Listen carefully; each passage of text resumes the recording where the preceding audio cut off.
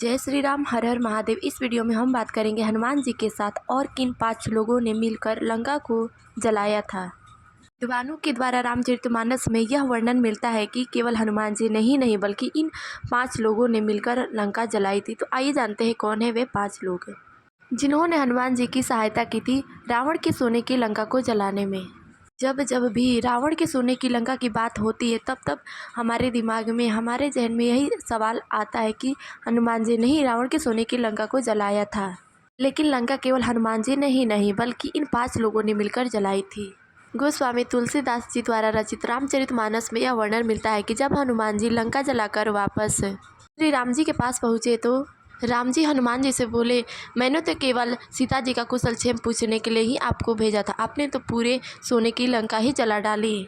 तब परम बुद्धिमान हनुमान जी ने राम जी को उत्तर देते हुए कहा, हे प्रभु, लंका को अकेले मैंने नहीं बल्कि आप सहित 5 लोगों ने मिलकर के जलाया है।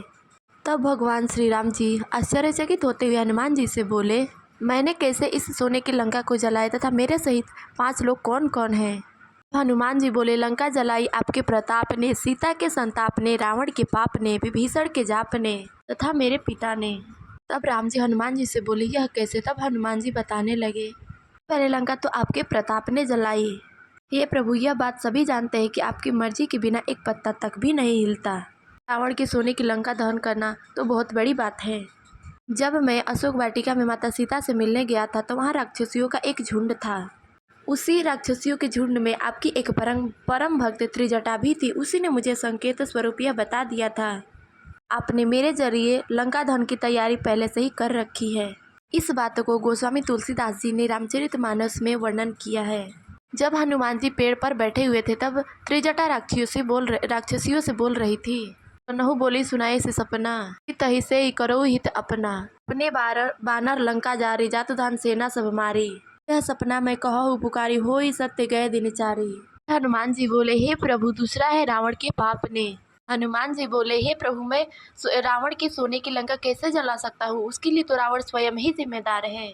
वेदों में लिखा है, जिस शरीर के द्वारा या जिस राज्य के द्वारा लोभ, वासना, क्रोध और पाप बढ़ जाता है उसका विनाश सुनिश्चित है।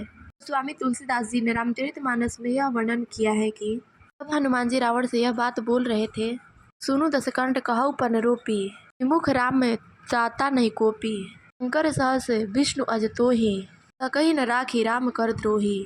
फिर हनुमान जी बोले, हे प्रभु, तीसरा है सीता के संताप ने। हनुमान जी बोले, हे प्रभु, लंका दहन में सीता माता की भी अहम भूमिका है। जिस देश में सती सावित्री स्त्रियों का अपमान हो रहा है उस देश का विनाश सुनिश्चित है।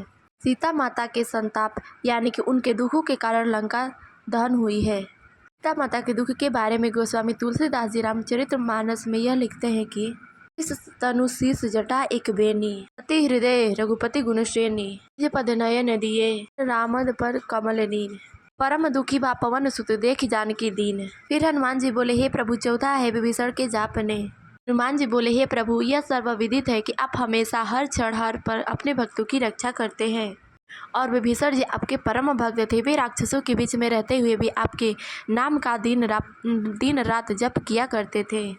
उनका जप भी एक बहुत बड़ा कारण है जिससे हमने लंका जलाई। गोस्वामी तुलसीदास जी रामचरितमानस में लिखते हैं कि लंका में भीषण का रहन सहन कैसा था। रामायुध अंकित गृह शोभा बरनी न जाई, अब तुलसी का वृंद तह देखी हरस कपिराई। फिर हनुमान जी बोले, हे प्रभु, 5वें है मेरे पिता ने जिन्होंने हमारी लंका जलाने में सहायता की थी। हनुमान जी राम जी से बोले, हे प्रभु, लंका जलाने में 5वें सदस्य मेरे पिता पवन देव है। क्योंकि मेरे पूछ द्वारा जब एक घर में आग लगी थी तो मेरे पिता पवन देव ने अपनी हवा छोड़ दी थी और वे हवाएं इतनी तेज थी कि पूरे लंका को ही जला डाली। स्वामी तुलसीदास जी रामचरितमानस में लिखते हैं, हरि प्रेरित तही अवसर चले मरुत 49, हस करी गर्जा कपी, पुनि बढ़ी लागे आकाश, सिया राम सब जग जानी, करहु प्रणाम जोर जुग पानी। ईश्वर में ही, भगवान में ही समस्त जग बसता है। उनकी मर्जी से ही सारे कार्य होते हैं। उन्हीं की प्रेरणा से, उन्हीं की इच्छा द्वारा हम कोई भी कार्य करते हैं। जब हनुमान जी लंका जलाने जैसे बड़े काम में अपने को एक निमित्त मात्र मानते हैं, हम साधारण व्यक्तियों को अपने द्वारा किए गए किसी भी कार्य पर घमंड नहीं करना चाहिए। हनुमान जी के ये वचन हमारे लिए एक सीख है। हम जो भी करते अपने बड़ों के प्रताप, आशीर्वाद और अपने ईश्वर की इच्छा के अनुसार ही करते हैं। जय श्री राम, हर हर महादेव।